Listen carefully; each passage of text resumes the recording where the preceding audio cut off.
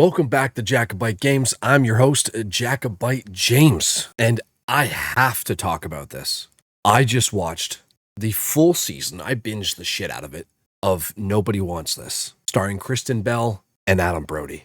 And I watched the first episode and was like, all right, I gotta talk about the first episode. I came down here to record a video, and I made maybe a 5-minute, 3-minute video, maybe, about the first episode. And then I said, nah, I gotta go watch the rest of it. I binged the whole thing. And I gotta say, this show was surprisingly hilarious. It was so funny.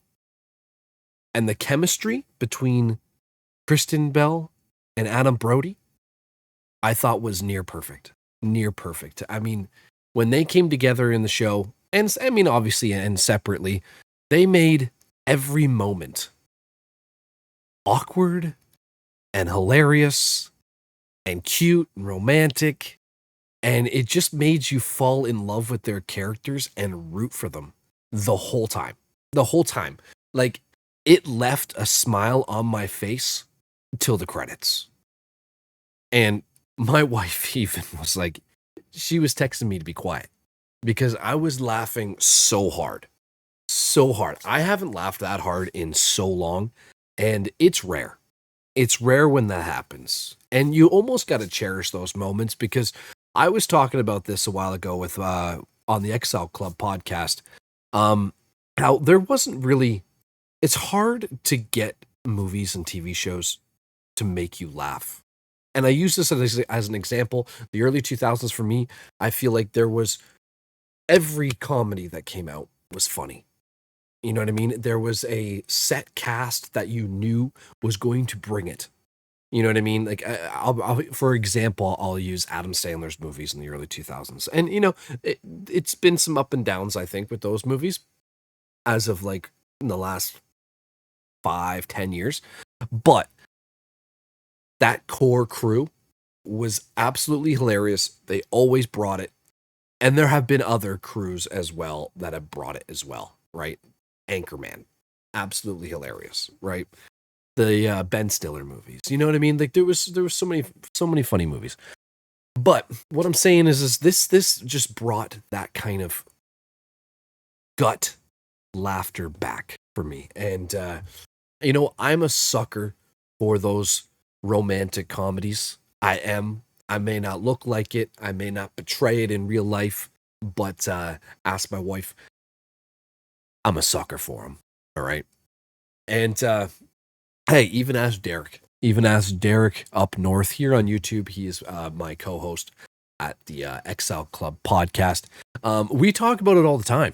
We talk about those romantic, corny comedies that just kind of hook you. Call me a hopeless romantic. That's what I am, and I'm not ashamed. But honestly, I hope there is a season 2. I hope there's a season 2. You know what I mean? Like, even just the supporting cast. The supporting cast together were absolutely hilarious together as well. I mean, Morgan and Sasha's the two characters, the brothers and the sister of the two main characters, Noah and Joanne. When they got together, they were awkward. Like that typical I don't like you and I annoy you kind of characters. You know what I mean? That come together and they fucking annoy the shit out of each other, but they're so funny together, and you know, scheming behind the scenes. You know what I mean? They call themselves the loser siblings. And I don't know if you can relate to this, but there's so much to relate to this show. You know, when it comes down to the podcast that Joanne was having, just the family aspect as well. I don't know if when you like the close families and then the distant families, both kind of betrayed both kinds of families. And I could relate to so much of it, especially when you're in a relationship and there's times where you're insecure, when you maybe shouldn't be, or maybe when you should be. You know what I mean? There's so many ups and downs about being in a relationship. I'm sure everybody's experienced it, but I mean, over the years, I've learned to laugh at my mistakes. I've learned to just laugh at those awkward moments now that I can't be I can't be ashamed of them anymore. You know what I mean? They're just funny moments that I would learn from. You know what I mean? And if I can learn from those mistakes and learn and grow, kind of like Kristen Bell's character, you know what I mean? There was so much growth in her as well, and she knew it. That if you learn from the stuff that you've done in the past, you know, and you change, and that was I loved that about her. I love that about her.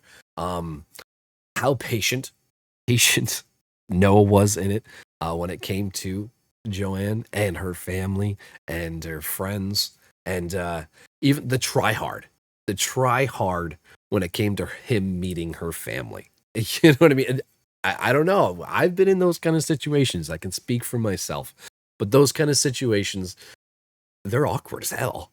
They're stressful as hell. Even when she's meeting his family. You know what I mean? I can relate to that too because you know there's times where I was meeting a family and I tried hard. I tried hard.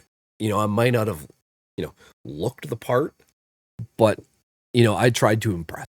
I tried to impress, I tried to go above and beyond and you know, sometimes it works and sometimes it doesn't, but that's what this show brings. The show brings the reality to some of these situations we fall into in life.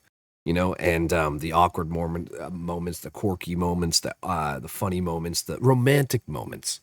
You know what I mean? I like I said, I can ramble on about this show so long.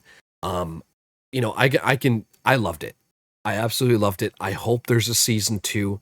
If you guys haven't watched it, go watch it on Netflix. It just dropped. Nobody wants this.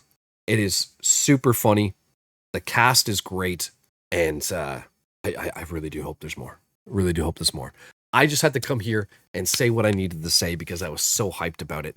I love when something unexpectedly makes you fall in love with it, makes you laugh, makes you want more, makes you want to binge, and just adore the whole thing. The whole thing. This is my review. Call me corny, call me a hopeless romantic. I am. I loved it, and you might. Go check it out. 10 out of 10 for me. I'll be here waiting for season two. We'll see you next time.